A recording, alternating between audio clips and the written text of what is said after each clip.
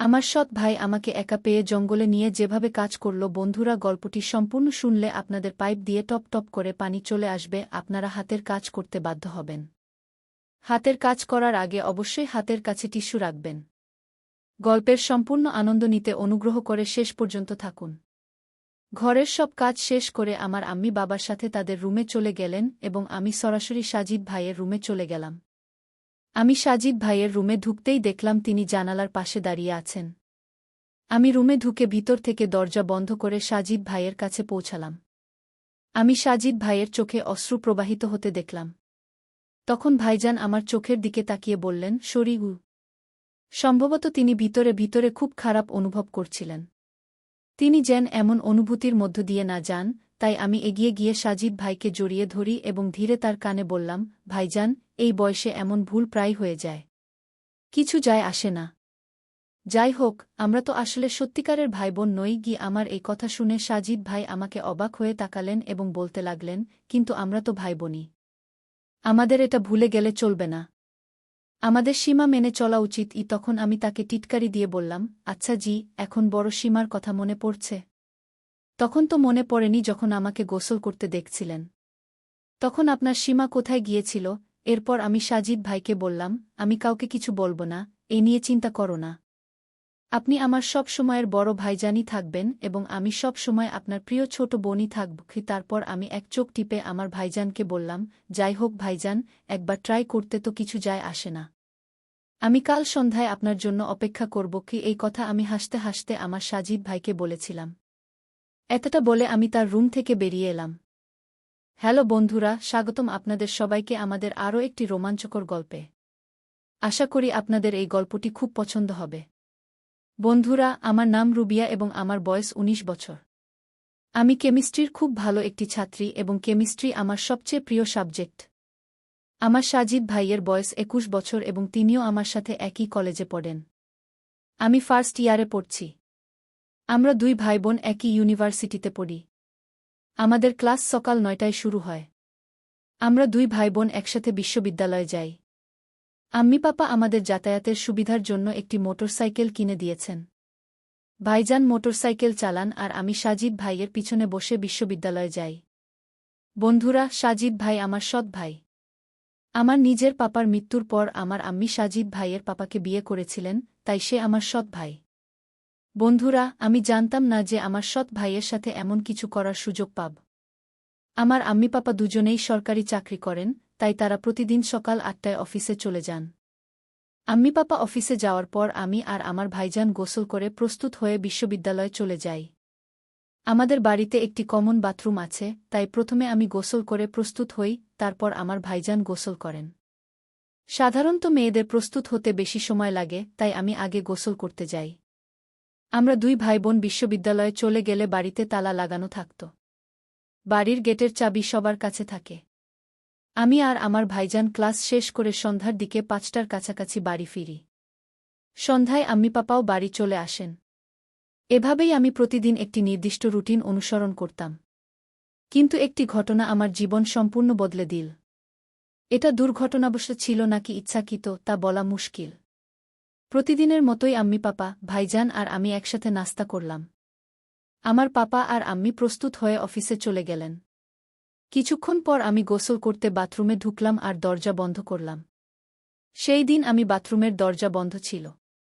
এরপর আমি আমার জামাকাপড় খুলে পাশে রাখতে যাচ্ছিলাম, তখন আমি বাথরুমের দরজার নিচে একটি ছায়া অনুভব করলাম। আমি শাওয়ারের নিচে দাঁড়িয়েছিলাম। আমি একটু ভয় পেয়েছিলাম, তবুও ভেবেছিলাম এটা আমার মনের ভুল। কিন্তু মুখে সাবান লাগানোর সময় আমি দেখলাম বাথরুমের দরজার নিচে একটি ছায়া ঘুরছে। আমার মনে হতে লাগল কেউ দরজা দিয়ে আমাকে গোসল করতে দেখছে। কিন্তু সেই সময় বাড়িতে আমি আর সাজিদ ভাইজান ছাড়া কেউ ছিল না। তাহলে কি সাজিদ ভাইজান আমাকে গোসল করতে দেখছিলেন? হয়তো আলোর কারণে কোনো ছায়া দেখা যাচ্ছিল, তাই আমি এই খারাপ চিন্তা মাথা থেকে ঝেড়ে ফেললাম। শাওয়ার চালু করে গোসল সেরে বেরিয়ে এলাম আর জামাকাপড় পরলাম। যখন আমি দোপাট্টা উঠালাম, আমি দরজার নিচে ছায়াটিকে যেতে দেখলাম। তখন আমার সন্দেহ আরও গভীর হল। আমি গোসল সেরে আমার রুমে চলে এলাম আর প্রস্তুত হতে লাগলাম। এর কিছুক্ষণ পর সাজিদ ভাইজান প্রস্তুত হয়ে আমাকে বিশ্ববিদ্যালয়ে নিয়ে যেতে ডাকলেন।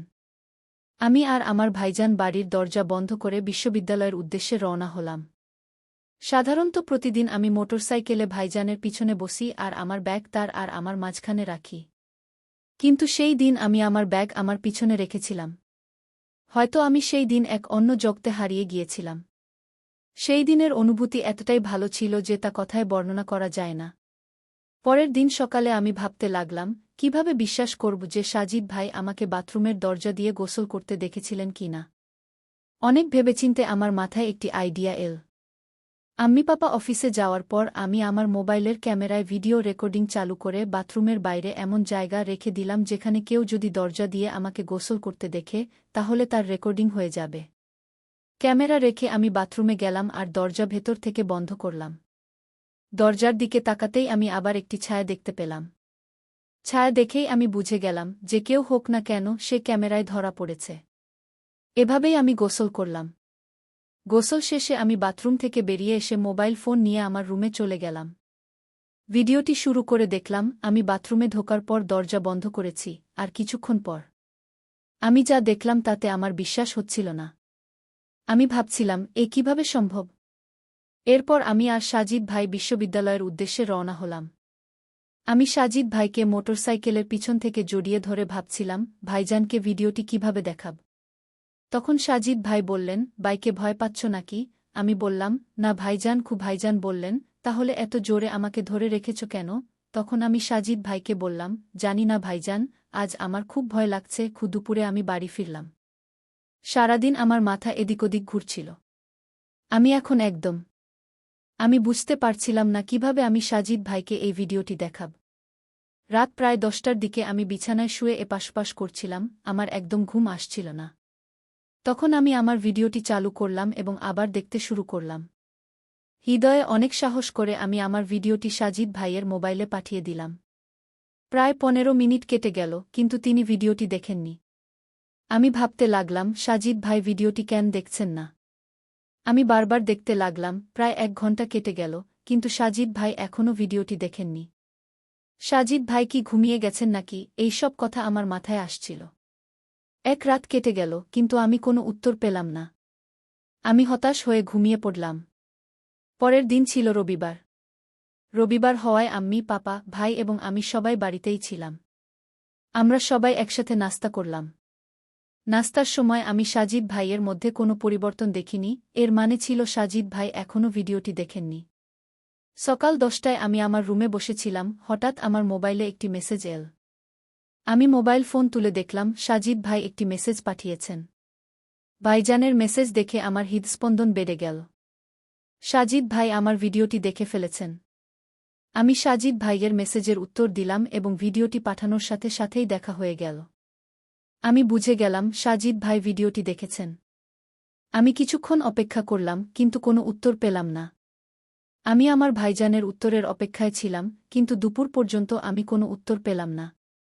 দুপুরে আমরা সবাই একসাথে খেতে বসলাম, তখন সাজিদ ভাই চুপচাপ মাথা নিচু করে খাবার খাচ্ছিলেন। সাজিদ ভাই তার খাবার শেষ করে উঠে গেলেন এবং তার রুমে চলে গেলেন। আমি আম্মি পাপার সামনে সাজিদ ভাইকে বললাম, ভাইজান, আমি কিছুক্ষণ পরে তোমার রুমে আসব, আমার তোমার সাথে পড়াশোনার কিছু বিষয়ে আলোচনা করতে হবে। সাজিদ ভাই কিছু না বলে তার রুমে চলে গেলেন। সবাইজের খাবার শেষ হওয়ার পর আম্মি এবং আমি টেবিল থেকে সব কিছু পরিষ্কার করলাম। সব কাজ শেষ করে আমার আম্মি পাপা তাদের রুমে চলে গেলেন, আর আমি সরাসরি সাজিদ ভাইয়ের রুমে চলে গেলাম। আমি সাজিদ ভাইয়ের রুমে ঢুকতেই দেখলাম তিনি জানালার পাশে দাঁড়িয়ে আছেন। আমি রুমে ঢুকে দরজা ভেতর থেকে বন্ধ করে সাজিদ ভাইয়ের কাছে পৌঁছে গেলাম। আমি আমার ভাইজানের চোখে অশ্রু দেখতে পেলাম। তখন ভাইজান আমার চোখের দিকে তাকিয়ে বললেন, শরীর কি মনে হচ্ছিল তিনি ভেতরে ভেতরে খুব খারাপ বোধ করছিলেন। তিনি যেন এই ধরনের অনুভূতির মধ্য দিয়ে না যান, তাই আমি এগিয়ে গিয়ে তাকে জড়িয়ে ধরলাম এবং ধীরে ধীরে তার কানে বললাম, ভাইজান, এই বয়সে এই ধরনের ভুল প্রায় হয়ে থাকে। কোনো ব্যাপার না, আমরা তো আর সত্যিকারের ভাইবোন নই গি। আমার কথা শুনে সাজিদ ভাই খুব অবাক হয়ে আমার দিকে তাকালেন এবং বলতে লাগলেন, কিন্তু আমরা তো ভাইবোনই না। আমাদের এটা ভুলে গেলে চলবে না, দুজনকেই নিজের সীমার মধ্যে থাকতে হবে। তখন আমি তাকে টিটকারি দিয়ে বললাম, আচ্ছা জি, এখন বড় সীমার কথা মনে পড়ছে। তখন তো মনে পড়েনি যখন তুমি আমাকে গোসল করতে দেখছিলে। তখন তোমার সীমা কোথায় গিয়েছিল? তারপর আমি বললাম, সাজিদ ভাই, তুমি এ নিয়ে চিন্তা করো না, আমি কাউকে কিছু বলবো না। তুমি সবসময় আমার বড় ভাইজানই থাকবে, আর আমি সবসময় তোমার প্রিয় ছোট বোন থাকব। তারপর আমি এক চোখ টিপে সাজিদ ভাইকে বললাম, ভাইজান, যাই হোক, একবার ট্রাই করতে তো কিছু যায় আসে না। কাল সন্ধ্যায় তোমার জন্য অপেক্ষা করব। এই কথা আমি হাসি মুখে ভাইজানকে বলেছিলাম।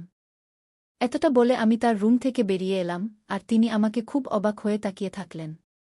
সন্ধ্যায় আমরা সবাই মিলে খাবার খাচ্ছিলাম, তখন আম্মি পাপার সামনে সাজিদ ভাই বললেন, ইউনিভার্সিটিতে কোনো ধরনের খেলার আয়োজন হচ্ছে, তাই আমি কাল ইউনিভার্সিটি যাব না। তখন আমার আম্মি বললেন, তাহলে রুবিয়াকেও যাওয়ার দরকার নেই। পাপা বললেন, সাজিদ, তোমার কি কোনো খেলায় আগ্রহ নেই? সাজিদ ভাইজান বললেন, পাপা, আমার ব্যাডমিন্টনে আগ্রহ আছে, কিন্তু সেখানে ব্যাডমিন্টনের আয়োজন হচ্ছে না। এখানে কিছু খেলোয়াড় আছে যারা ছোট ছোট স্কুল থেকে এসে ইউনিভার্সিটিতে তাদের প্র্যাকটিসের জন্য আসছে। পাপা বললেন, তাহলে ঠিক আছে, কাল তোমরা দুজনেই বাড়িতে থাকবে। আমি ভাইজানের দিকে তাকিয়ে হালকা হাসলাম। পরের দিন আম্মি পাপা অফিসে যাওয়ার পর আমি সাজিদ ভাইয়ের রুমে গেলাম এবং তাকে বিছানায় শুয়ে থাকতে দেখলাম। আমি বললাম, সাজিদ ভাই, তুমি আজ ক্লাসে যাওয়ার বদলে সারাদিন বাড়িতে থাকার প্ল্যান করেছ কেন? সারাদিন আমার সাথে এখানে কি করবে? তুমি কি কোনো প্ল্যান বানিয়ে রেখেছ? তখন সাজিদ ভাই বললেন, কাল তুমিই তো বলেছিলে, একবার ট্রাই করতে তো কিছু যায় আসে না। ভুলে গেছ নাকি?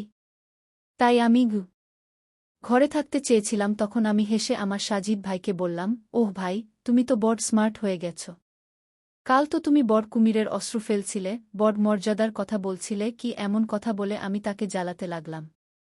তখন তিনি দৌড়ে আমার পিছনে ছুটলেন এবং আমাকে ধরে ফেললেন। বলতে লাগলেন, তুমি ঠিকই বলেছ ভাইয়া, আমরা তো কোনো খাঁটি ভাইবোন নই। যাই হোক, একবার চেষ্টা করলে কিছু যায় আসে না আগে। এমন কথা বলে সাজিদ ভাই আমাকে ধরে তার বেডরুমে নিয়ে গেলেন এবং তারপর সব মর্যাদা ত্যাগ করে তার ও আমার ইচ্ছা পূরণ করতে লাগলেন। তাই বন্ধুরা, আজকের গল্প এটাই ছিল। আপনি এই গল্প সম্পর্কে কি বলতে চান তা আমাদের কমেন্টে জানাবেন। ভিডিওটি ভালো লাগলে লাইক করুন, শেয়ার করুন এবং সাবস্ক্রাইব করুন। ধন্যবাদ।